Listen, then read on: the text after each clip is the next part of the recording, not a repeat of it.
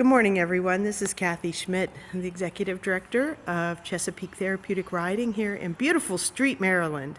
And this morning, I have Alyssa Dietrich here. She is the owner of Face Up Training and Colt Starting. And her business is located in Pilesville, but she has a farm up in New Freedom, Pennsylvania as well. She also travels as a trainer. Alyssa is a Lions Legacy certified trainer. And if anybody knows anything about the John Lyons family, you know that they are the finest horsemen, and their training program for certification is one of the best in the world. So we have Alyssa here on a weekly basis to work with Reggie, and Reggie is a newly donated horse. He's 5 years old. He's a beautiful dapple gray Percheron cross. He was purchased by his previous owner who donated him to us at an auction in Ohio. He is broke to ride and drive. She had originally purchased him to do eventing and fox hunting, and his eyesight is failing him. So Reggie has uveitis in both eyes. He is blind in his left eye, and he's losing the sight in his right eye. But Reggie's one of the sweetest, most willing geldings I've ever come across. He's a goofball because he's 5, but he is a willing student with Alyssa.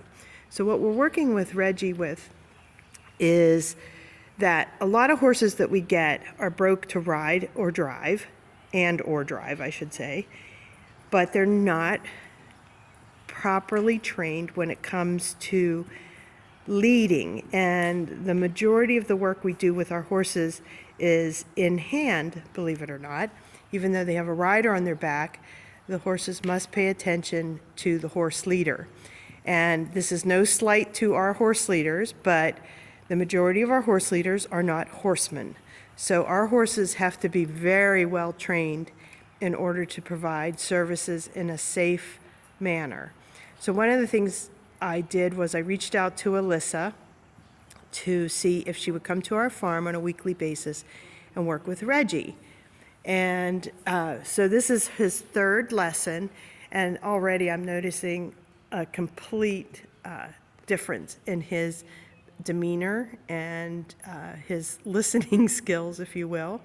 So what we're going to do is we're going to kind of listen in on what Alyssa's working with Reggie right now. So, Alyssa, I noticed that you were working Reggie in both directions at a walk, and he seems like it seems as though you're getting him to pay attention to you. Yes, so Reggie likes to get distracted while he's working.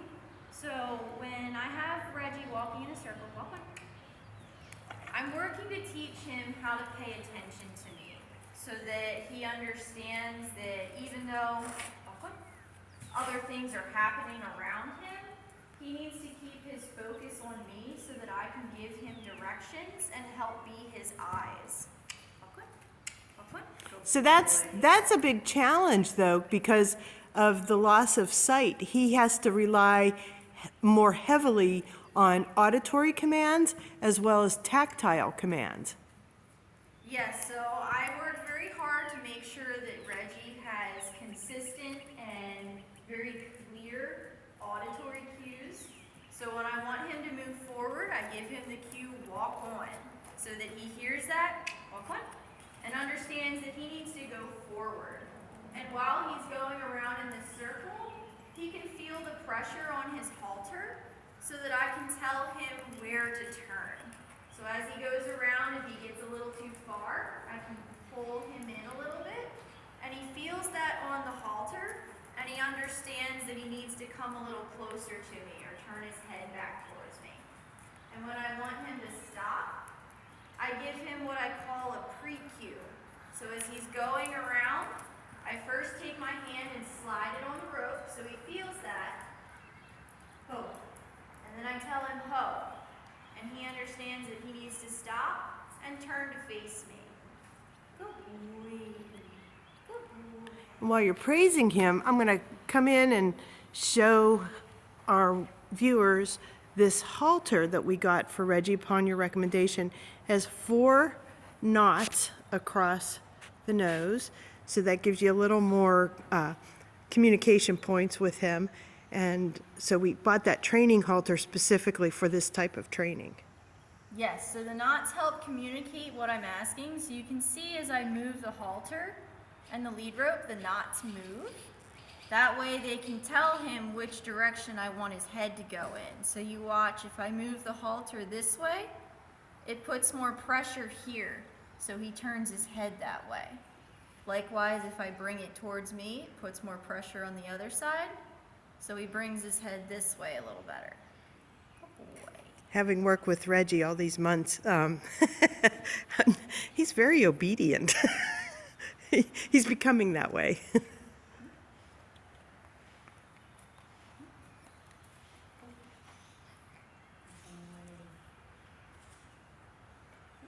when I want him to go this direction, I move the halter so it puts pressure and pushes him that way. Good boy. You make it look so easy.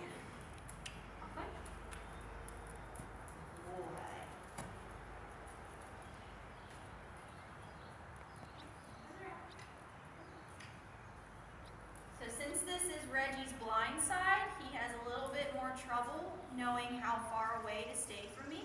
Walk one, walk one, walk one. Good boy. So I really have to help him on this side so that he doesn't get too close and he doesn't get too far away. Good boy.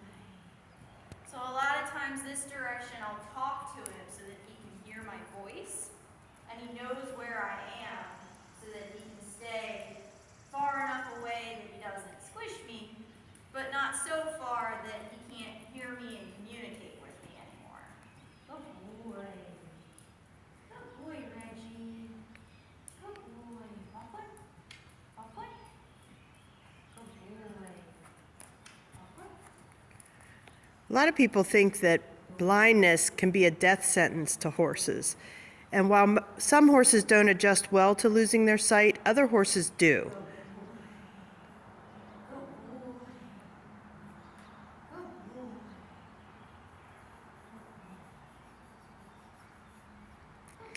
So what signs are you looking for in Reggie to know that he is accepting what you're teaching him? So I'm looking for signs of relaxation. So I'm looking for him to sigh. I'm looking for him to blink really slow. And the biggest signs I'm looking for are licking and chewing. So he'll start kind of like sticking his tongue out, moving his jaw around. And that shows that he's relaxing and he's learning. Can you get some licking and chewing, buddy? He's trying. I saw a big sigh when you had him halt. Thinking on it. So I can see his lip twitching right now. That means he's getting ready to start licking and chewing. So I'll let him stand here for a minute. I think about what we just learned and wait to get that licking and chewing going.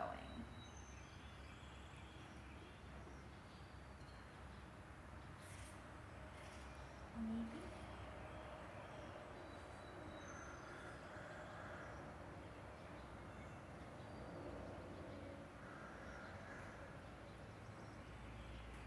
Sometimes it can take a minute or two. That's where patience comes in.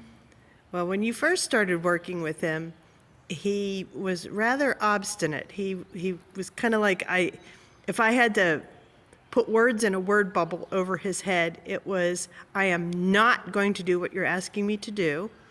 I'm going to jump over top of you because I don't know what you want me to do, and whatever it is, I'm not going to do it. And he was kind of like trying to hold a helium balloon in a windstorm in your hand. Yes, very much so. He has vastly improved since our first session. Definitely obstinate our first session, little pushy, bit of a bully, but he's learning. He just didn't know any better. So that's where it comes in of just teaching them and having the patience to show him what I want and then expect him to do it. So in addition to these weekly sessions with Reggie, you've asked us to be consistent in our communication with him. Yes, consistency is key when working with these horses. So even if I come once a week, if the other 6 days of the week he's allowed to just do whatever he wants to do, then the training won't matter because one day is not going to outweigh 6 days. I noticed you kind of wiggled the lead rope before you asked him to back up. Is that another tactile cue that you give Reggie that you're going to ask him to do something? Yes, so when I wiggle the lead rope, it makes the halter move on his face. So in theory, he'll eventually understand that that means I want him to back up. So he doesn't quite get it right now. So what I do instead is I wiggle it still and then push him backwards a little bit. Back up, back up, back up. Good boy. Good boy. I notice the head lowering. That's a good sign. But he is not giving you any licking or chewing this morning.